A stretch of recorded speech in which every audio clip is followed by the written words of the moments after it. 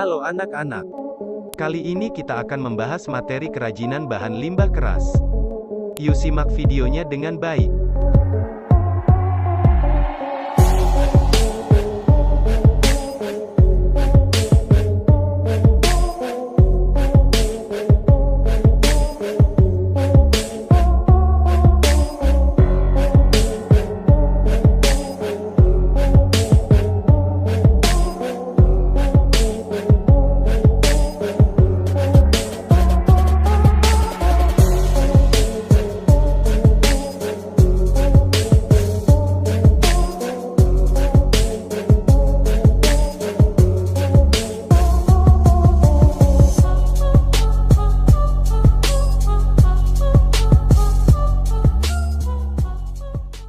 Apa itu limbah keras?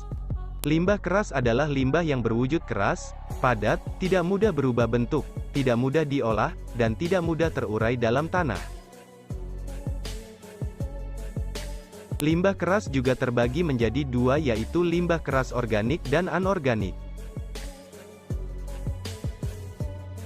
Limbah keras organik adalah limbah yang berasal dari alam, tumbuhan dan hewan, bersifat keras, padat, dan membutuhkan waktu yang cukup lama untuk terurai dalam tanah. Contoh limbah keras organik yaitu sisik ikan, tulang hewan, cangkang kerang laut, tempurung kelapa, dan sebagainya. Limbah keras anorganik adalah jenis limbah yang berwujud keras, padat, sangat sulit atau bahkan tidak bisa untuk diuraikan atau tidak bisa membusuk.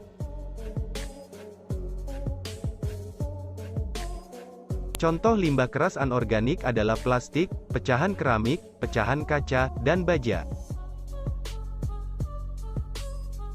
Sampah anorganik berasal dari sumber daya alam dan kimia yang tidak terbaharui. Akumulasi limbah yang merupakan sisa hasil buangan mempunyai potensi sebagai polutan, penyebab polusi. Oleh karena itu, dengan proses daur ulang limbah mendapat perhatian khusus dan penanganan yang maksimal. Pengolahan limbah organik dan anorganik memiliki teknik yang berbeda. Limbah organik biasanya didaur ulang menjadi pupuk tanaman sampai dengan bahan bakar biogas, sementara limbah keras yang ada di lingkungan masyarakat terlebih dahulu dilakukan pengolahan melalui beberapa cara berikut. 1. Sanitasi atau disebut sanitary landfill. Sanitary landfill yaitu suatu metode pengolahan sampah terkontrol dengan sistem sanitasi yang baik. 2. Pembakaran pada incineration, sampah dibakar di dalam alat insinerator, hasil pembakarannya berupa gas dan residu pembakaran. 3. Penghancuran. Pada pulverization, penghancuran sampah dilakukan di dalam mobil pengumpul sampah yang telah dilengkapi dengan alat pengaduk sampah. Sampah-sampah tersebut langsung dihancurkan menjadi potongan-potongan kecil yang dapat dimanfaatkan untuk menimbun tanah yang letaknya rendah.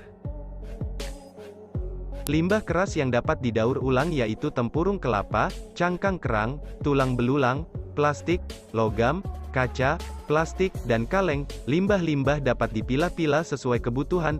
Jika dinilai tidak layak pakai, maka limbah dapat diselesaikan dengan cara dibakar. Sebaliknya limbah yang masih dalam kondisi utuh, dapat dimanfaatkan kembali menjadi karya kerajinan. Jika limbah sudah beralih manfaat menjadi barang kerajinan, secara ekonomi nilainya akan meningkat. Sebagai generasi muda, kepedulian dan kepekaan terhadap lingkungan hidup perlu ditanamkan sejak dini. Tantangannya membutuhkan usaha dan kreativitas kita untuk memperbaiki kondisi lingkungan menjadi lebih baik. A. Prinsip kerajinan bahan limbah keras. Pengolahan limbah keras maupun organik memiliki prinsip yang sama, yaitu dengan sistem 3R, yaitu reduce, rust, dan recycle. Penggunaan bahan limbah keras untuk dirancang menjadi sebuah produk kerajinan tidaklah mudah. Kita harus memiliki motivasi yang besar dalam proses kreatif dan mengatasi masalah limbah di lingkungan, sehingga tidak sulit untuk melahirkan rancangan yang besar. Kita perlu mengetahui dan memahami prinsip dasar yang membangun kesadaran bahwa mendesain bahan limbah keras merupakan proses menata ulang kebermanfaatan dari sebuah produk yang telah hilang nilai gunanya. Seperti yang telah diuraikan pada bab terdahulu bahwa seharusnya sebuah rancangan bersifat berkelanjutan. Tidak hanya cukup secara ekonomi saja, tetapi harus mengintegrasikan isu-isu lingkungan, sosial, dan budaya ke dalam produk. Hal tersebut agar desain lebih dapat bertanggung jawab dalam menjawab tantangan dalam masyarakat global. Begitu juga seorang desainer produk harus memahami pentingnya pemahaman ini. Proses kreatif akan ditemukan saat seseorang telah memperoleh daya serap imajinasi melalui pengetahuan terhadap materi bahan alat dan proses yang akan ditekuninya. Sebuah proses kreatif itu sendiri tercipta dengan banyak langkah. Setelah kreativitas muncul maka akan melahirkan produk. Jika dibuatkan dalam skema sebagai berikut.